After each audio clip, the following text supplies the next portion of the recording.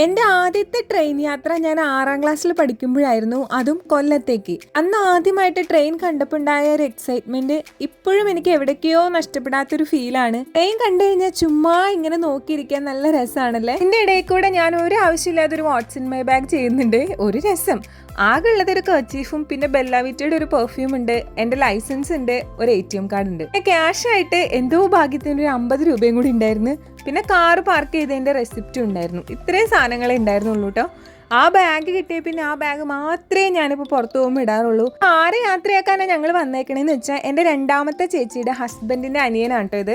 അപ്പോൾ ആളുടെ പഠിത്തമൊക്കെ കഴിഞ്ഞ് തിരിച്ച് ബാംഗ്ലൂർക്ക് പോണ വഴി നമ്മുടെ വീട്ടിലുണ്ടായിരുന്നു ഒരു ദിവസം.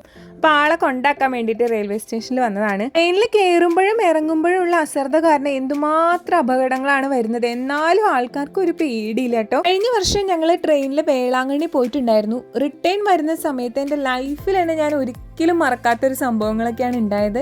നമ്മുടെ കേരളം കഴിഞ്ഞു കഴിഞ്ഞാൽ പിന്നെ ട്രെയിൻ യാത്ര കുറച്ചൊന്ന് പേടിക്കണം എന്ന് പറയുന്നത് സത്യമാണ് കേട്ടോ. ഏതോ ഒരു സ്റ്റേഷനിൽ നിന്ന് ഒത്തിരി നാടോടികളൊക്കെ കയറിയിട്ട് ആകെ ബഹളം വെച്ചിട്ട് നമുക്ക് ആകെ ബുദ്ധിമുട്ടുണ്ടാക്കി. പിന്നെ ആരൊക്കെ ഇടപെട്ട് ഒത്തിരി കഷ്ടപ്പെട്ടാണ് അവരെ ഇറക്കി വിട്ടത്. അതിനുശേഷം ഒറ്റയ്ക്ക് യാത്ര ചെയ്യുമ്പോൾ എനിക്ക് എവിടെയോ ചെറിയൊരു പേടിയൊക്കെ ഇല്ലാതില്ല. പിന്നെ അവിടെ നിന്ന് നേരെ നമ്മൾ വന്നത് നമ്മുടെ തറവാട്ടിലോട്ടാണ്.